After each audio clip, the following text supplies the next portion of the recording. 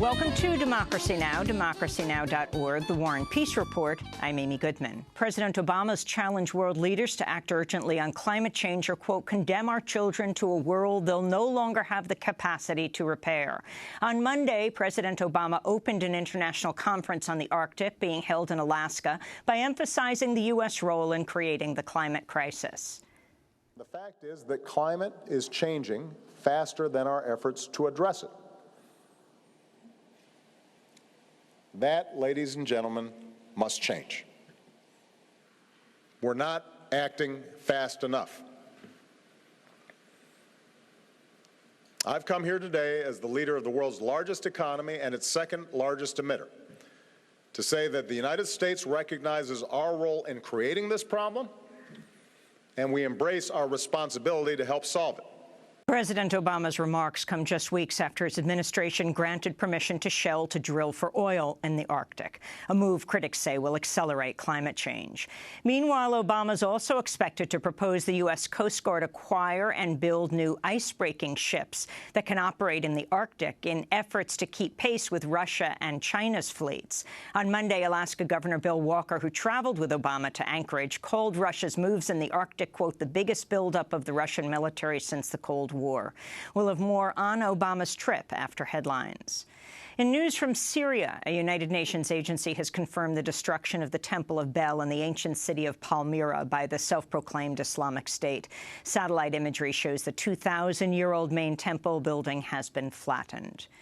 In Iraq, nonviolent civil resistance is growing as a campaign of weekly protests enter its second month. Tens of thousands of protesters flooded Baghdad's main square Friday, calling for improvements to the country's electrical system amidst a sweltering heat wave, trials for corrupt officials, and the enactment of anti-corruption reforms. The demonstrations are largely led by young people, many of whom see the movement as a rebuke of the government created by the United States following the 2003 invasion of Iraq.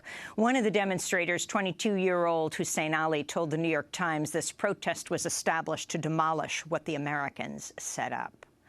In Ukraine, the government says a National Guard member has been killed and 125 people injured, most of them officers, as members of nationalist parties clashed with security forces outside Ukraine's parliament. The Ukrainian government blamed the violence on ultra-nationalists, whom security forces accused of throwing grenades. The unrest came after lawmakers backed a measure to grant more autonomy to two eastern regions currently held by pro-Russian rebels. The measure is one of the first steps in a peace deal intended to end the conflict in eastern Ukraine, which has killed more than 7,000 people since it began in March of last year. In Guatemala, President Otto Pérez Molina continues to refuse to resign as Congress prepares to vote on his impeachment. The president's faced months of massive demonstrations over a corruption scandal that's led to the resignation of the majority of the president's cabinet and the arrest of top officials, including the vice president. Pérez Molina said Monday he would face the impeachment process head-on. I am ready not only to face this process, but also to respond to it, and to respond to it head-on, with my head held high, because if there's anyone who has been hurt by this more than anyone, it is me. Puerto Rico's top religious leaders are calling on the Federal Reserve to restructure the territory's $72 billion debt in order to avoid dramatic austerity measures. In August, Puerto Rico failed to make a $58 million debt payment, pushing the territory into default. Hedge funds that are heavily invested in Puerto Rico have called on the territory to raise taxes and slash funding for education, even though Puerto Rico has already closed almost 100 schools in 2015 alone. On Monday, 18 top religious leaders cited the biblical notion of Jubilee to call for debt relief. They also threw their support behind a bill before Congress that would allow Puerto Rico to declare a limited bankruptcy, a move currently permitted only for cities and municipalities inside U.S. states. In Turkey, two British journalists and their Iraqi translator have been jailed on terror charges. Jake Hanrahan and Philip Pendlebury of Vice News were detained last week while covering protests in eastern Turkey over the government's military offensive against Kurdish dissident groups. They were initially accused of filming without government accreditation. A court has now charged them with engaging in terror activity on behalf of the self-proclaimed Islamic State. Meanwhile, in the Philippines, a radio anchor has been shot and killed, marking the third journalist to be murdered within just 2 weeks. Cosme Mastrado's death comes on the heels of the murder of another radio anchor known for his reporting on human rights issues on August 20th and the murder of a newspaper publisher on August 18th. The Philippines is the third most dangerous country for journalists after Iraq and Somalia, this according to the Committee to Protect Journalists. The Vatican's announced Pope Francis will allow Roman Catholic priests during the upcoming Holy Year to absolve women who've had an abortion. The Catholic Church stringently opposes abortion, but the Pope says priests can forgive women who've had abortions if they seek forgiveness with a, quote, contrite heart. The Pope said, quote, I am well aware of the pressure that's led women to this decision. I know that it is an existential and moral ordeal, he said. In the United States, a federal judge has ruled in favor of an anti-choice group that objected to including contraception in employee health plans, handing down what the website Think Progress called the wackiest anti-birth control court decision to date. Judge Richard Leon's ruling goes far beyond the Supreme Court's decision in the Hobby Lobby case, which allowed most private companies to refuse to provide birth control coverage to employees if they claim religious objections. The anti-choice group, March for Life, filed suit last year saying they objected to the birth control mandate on secular, not religious grounds. The Obama administration is likely to appeal the judge's decision to side with the group. In Kansas, white supremacist Frazier Glenn Miller has been convicted of capital murder for killing 3 people at a Jewish community center and assisted living facility in the Kansas City suburb of Overland Park last year. Miller has a lengthy history of ties to neo-Nazi groups and the Ku Klux Klan.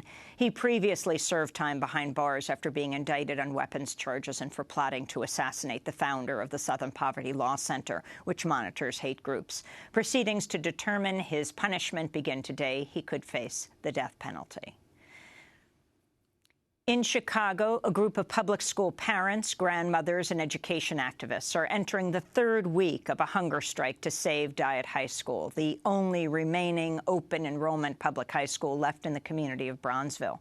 Supporters say the city neglected the school for years before announcing plans to close it. Under Chicago Mayor and former Obama Chief of Staff Rahm Emanuel, the city has closed about 50 schools in predominantly African-American and Latino neighborhoods as part of what critics say is a push to privatize education. The hunger strikers have called for Chicago to reopen Dyett High School as a global leadership and green technology school and have submitted a detailed proposal that's yet to be considered by officials. At least 2 of the hunger strikers have been hospitalized. On Monday, local clergy, including Rabbi Brant Rosen, voiced support for the hunger strikers. We are here to say that in this day and age, it is a shameful reality that families in a community have to starve their bodies in order to have a decent school, open enrollment school, public school for their families. This is what it has come to in this city, and this is what it has come to in this country. That our public institutions, our sacred public institutions, and in particular, our public schools, are increasingly being treated as commodities that can be bought and sold to the highest bidder. We are here to stand with the Dyett hunger strikers because they are our moral role models. They are our teachers. They are showing us what it means to love your community. The State Department has posted thousands of Hillary Clinton's emails online as part of a court-ordered disclosure process following revelations Clinton used a private email server while she was Secretary of State. The department said it redacted information from 125 emails after discovering, quote, confidential materials, but said none of the emails were marked classified when they were sent. Meanwhile, Republican presidential candidate Donald Trump's campaign is defending his remarks about Clinton's aide, Huma Abedin, and Abedin's husband, the former Congressman Anthony Weiner. He's the man who resigned after admitting to sending sexually explicit photos and messages to women online. Speaking in Massachusetts over the weekend, Trump suggested Abedin's husband's transgressions made her handling of Clinton's emails a security risk. Uma now is one of the people that it all sort of came through Uma. Who is Uma married to? One of the great sleazebags of our time. Anthony Weiner. Did you know that? She's married to Anthony Weiner. You know, the little bing, bing, bing, bum, bum. I love you very much. That's Donald Trump imitating Anthony Weiner, sending online messages. Trump's aide, Michael Cohen, defended Trump's remarks, telling CNN, quote, "It's politics, all's fair and love and war." In news from the U.S. Military Academy at West Point, a newly hired assistant professor has resigned following a scandal involving his call for law professors critical of the so-called war on terror to be treated as, quote, enemy combatants. In a 184-page article in the most recent issue of the National Security Law Journal, published at the George Mason School of Law, now former West Point professor William Bradford argued that lawful targets of the war on terrorism include, quote, law school facilities, scholars' home offices, and media outlets where they give interviews, end quote. He also called for attacking Islamic holy sites, quote, even if it means great destruction, innumerable enemy casualties, and civilian collateral damage. Bradford has also been accused of inflating his academic credentials. West Point confirmed Bradford's resignation on Monday. And the Supreme Court's ruled against a Kentucky county clerk who's refused to issue marriage licenses to same-sex couples.